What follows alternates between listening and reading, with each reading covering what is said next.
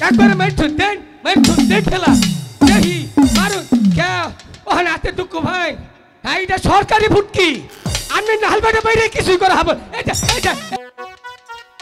মাইছে তো দয়া ময়া থাকে আপনার কি তাও নাই তোর মতো জানোয়ার উপর দয়া করলেও অপরাধ হবে ঠিকই আছে ওখানে দাঁড়িয়ে বল ওর পায়ে হাত ধরে আজ থেকে তুমি আমার মা জুস্না হ্যাঁ দেখে জুস্না আমার হ্যাঁ বউ আপনি তাহলে সেনাপতি রাজ্জাক যেতে পারো আরে সরকার আমি হয়েছে মোবারক মোবারক হ্যাঁ আর আমি হচ্ছি মনি আমারই বন্ধু হ্যাঁ আর কোনো কথা নয় আপনি ধরে ফেলেন জুস্না তুই যদি এখান থেকে যাস তাহলে তোর কপালে শনি আমার নাম মনি আমি শনি তৈরি করি ধরো!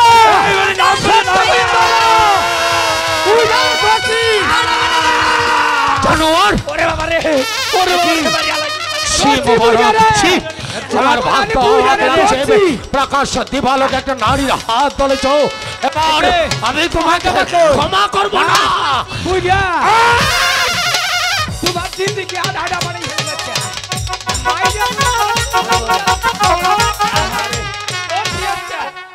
আচ্ছা বুঝা এটা নৌকা দিয়া লঞ্চ যাবো উঠানটা পানি হবো বন্ধ হবো তাও তোরে ছাড়বো না এই মুবারক ভাই আমার রেখে মুবারক ভাই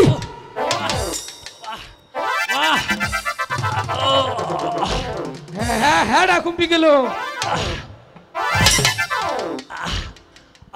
হুদাই বিনা দোষে আমার কে রে মারতাছু দেখুন আর জায়গায় নাথি দেন হেড অফিসার পোস্ট অফিসে দেন না যায় কোন মন আন্তাজি নাথি পারুন আমনে রাজাক ভাই না এই বেয়াদব না হুদাই হদি অপমান করে নিয়েছেন কেন তুই বেয়াদব নয় বিয়াদব না আমি মনি এখানে এসে নারীর হাত ধরেছিস কেন আমি তো নারীর হাত ধরি নাই তাহলে ওই বুইরে জোর কইরে আমারে কয় কি তুই জুস্টারে বিয়া কর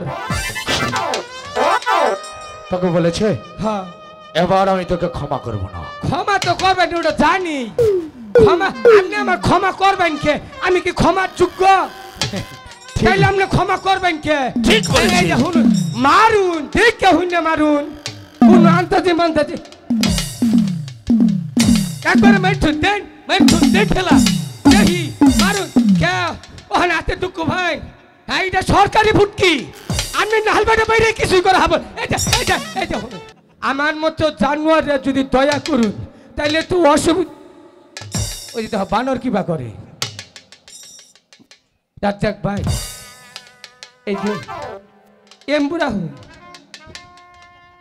আমি কিন্তু জানি শোন আমি কিন্তু জানি আনে কিন্তু তারা নডর ফডর করতেছি উচিত কথা কই আমি তোকে ক্ষমা করতে পারি একটা শর্তে কি তুই এখানে হ্যাঁ আমার সম্মুখে দাঁড়িয়ে বলবি এই নারী হচ্ছে তোর মা তো কথার জাত হইল বলতে পারবি না কহা মনে কে তাহলে বল কই আনতাম বাইরেতে বাসি এই কথা কর ফরতাম মারবেন না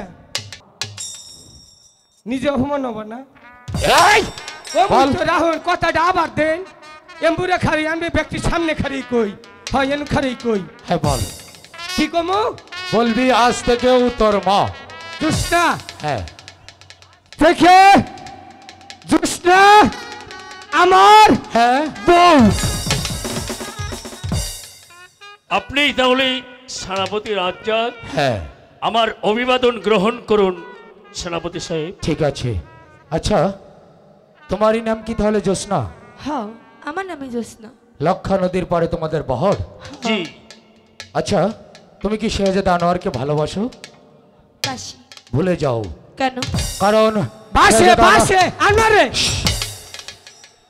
কারণ শেহজাদা আনোয়ার হচ্ছে বঙ্গরাজ্যের একমাত্র সন্তান আর তুমি হচ্ছে সামান্য বেদকন্যা তাই তোমার এই আকাশ কুসুম কল্পনা কোনোদিন বাস্তবে পরিণত হবে না তাই আজ থেকে ভুলে যাবে শেহজাদা আনোয়ারকে আমি পারবো না ভাইজান আমি কোনোদিনও তারে ভুইলা যাইতে পারবো না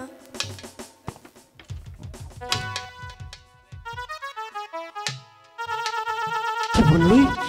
ভাইজান, ভাইজান? তুই তুই আমাকে ভাইজান বলে ডাকলি? ওরে জানিস, এই পৃথিবীতে আমার আপন জন বলতে কেউ নেই।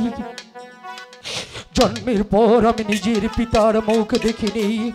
বাল্য কৈশোরকালে আমার মা আমাকে ছেড়ে চলে গিয়েছে। আপন জন বলে কেউ আমাকে কোনোদিন বুকে টেনে নেই। বাদশা বঙ্গরাজ আমাকে খাইয়ে পরিয়ে মানুষ করেছে, এ রাজ্যের প্রধান সেনাপতি করেছে। আজ পর্যন্ত ওই মধুর ডাকে কেউ আমাকে ডাকেনি রে, কেউ আমাকে বলেনি ভাইজান আমি তোমার ভাই, ভাইজান আমি তোমার বোন। আচ্ছা তুই আমাকে ভাইজান বলে ডাকলি রে বোন। ডাকা ডাকা আরেকবার তোর ওই মধুর সুরে ভাইজান বলে ডেকে আমার এই তাপিত হৃদয়টাকে শীতল করে দে ভাইজান, বহিন, ভাইজান। বহিন। বাহ বাহ, কি চমৎকার ভাতৃ আর বোনের বাদন! চেয়ে দেখো জগৎবাসী, যে বোন বলে তাকে বক্ষে তুলে নিয়েছে আর যে ভাই বলে তাকে বক্ষে তুলেছে, তাদের দুজনের মধ্যে কারো অন্য কোনো ভাই আর বোন নেই। এই মানবতার আদর্শ আমি দূর থেকে তোমাকে জানাচ্ছি। তুমি যেন ভাইয়ের ভূমিকা ইহকালে পরকালে যেন তুমি পালন করতে পারো। দোয়া করো দাদু, আমি যেন জীবনে মরণে আমার এই বোনের মুখে হাসি ফুটিয়ে রাখতে পারি। জোসনা, আমি তোকে বলেছিলাম শেহজাদা আনোয়ারকে তুই ভুলে যা। কেন জানিস? শুধুমাত্র তোদের ভালোবাসা পরীক্ষা করার জন্য।